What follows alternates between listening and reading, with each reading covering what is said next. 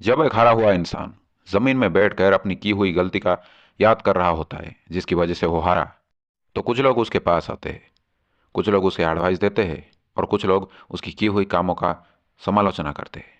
और कुछ उनमें ऐसे ऐसे होते हैं जो प्रयास देखते हैं, कर्म देखते हैं, गलती देखते हैं, फिर भी असफलता के बाद आके कहते हैं कि ये सब तो किस्मत में था। डेस्टिनी, किस्मत, आखिरकार होता क्या है ये देखो। कुछ लोग इसके ऊपर अपनी मत रखते हैं, कुछ लोग इसे मानते हैं, इसे स्वीकार करते हैं और कुछ लोग इसे नकारते भी हैं। तो हम दो ऑप्शन में समझते हैं। नंबर वन, स्वीकार करने वाले। ये लोग इस मत देते हैं कि पहले से ही सारी चीज़ें तय होती है, पहले से ही सारी चीज़ें निर्धारित होती है, हमारे हाथ में कुछ नहीं होता है।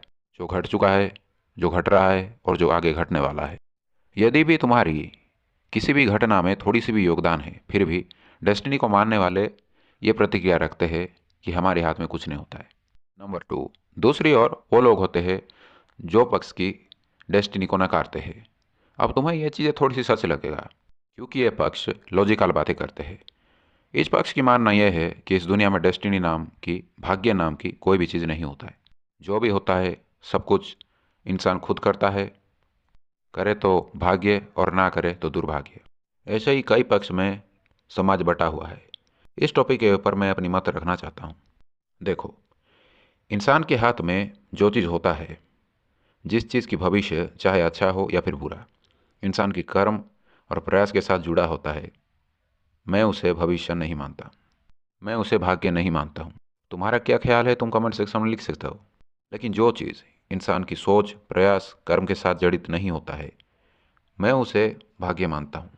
फॉर एग्ज़ाम्पल, एक विद्यार्थी किसी एग्ज़ाम की तैयारी कर रहा है। फल मिलने के लिए उसे एग्ज़ाम देना ज़रूरी है, उसे अच्छी रिजल्ट चाहिए। क्या ऑप्शन है उसके पास? वही जो हर एक के पास है, परिश्रम और पढ़ाई। इसके बगैर अगर वो ये भरोसे रहा कि अगर मेरी किस्मत में होगा तो मैं ज़रूर पास होऊंगा, तो उसका रिज़ल्ट क्या होगा? बुरा ही होगा। क्योंकि रिज़ल्ट के लिए एक प्रोसेस को फॉलो करना होता है, उसके लिए एग्ज़ाम की पेपर पर लिखना होता है, और लिखने के लिए पढ़ना ज़रूरी होता है। और जब तुम कुछ पढ़े ही नहीं तो तुम क्या लिखोगे? नतीजा, रिज़ल्ट बुरा ही होगा।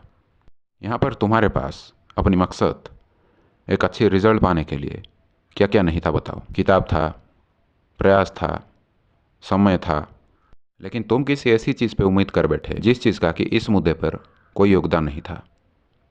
हाँ, अगर हम दूसरी नज़रिया से देखें, मान लो तुमने खूब मेहनत की, तुमने खूब पढ़ा, लेकिन एग्ज़ाम देने से पहले कुछ ऐसा घटना घटा जो कि तुमने सोचा नहीं था। सिर्फ तुम ही नहीं, किसी ने नहीं सोची थी, जिस पर तुम्हारा योगदान जीरो था। मान लो तबीयत बहुत ज़्यादा खराब हो गया, ऐसी किसी कारण से जिसका उत्तरदायी तुम नहीं हो। या फिर तुम सड़क पे ठीक ठाक ध्यानपूर्वक जा रहे हो, लेकिन अचानक जब तक तुम होश संभालते, कोई गाड़ी आके तुम्हें टक्कर मार दी, या तुम्हें उसे लायक ही नहीं छोड़ा कि तुम एग्ज़ाम दे सको। नतीजा क्या होगा? नतीजा की क्या, जब तुम एग्ज़ाम दिए ही नहीं तो क्या आएगा? ना पास ना फेल। यहाँ पर तुम्हारे पास जितने भी प्रयास था तुमने वो किया, लेकिन फिर भी ऐसा कुछ चीज़ें था जो कि तुम्हारी सोच और तुम्हारी कर्म से ऊपर था, और वो था भविष्य। कोई इसके बारे में कितना भी सपने क्यों ना देखे, कितना इसको सुंदर, सिक्योर बनाने की कोशिश क्यों ना करे, ये कभी भी किसी की कंट्रोल में नहीं आता है। यदि भी आया, फिर भी रंग रूप अवस्था ऐसा लाएगा ही नहीं जिसका तुमने सपने देखे होंगे। Warrior, you fight, what is in your hands, don't call it destiny.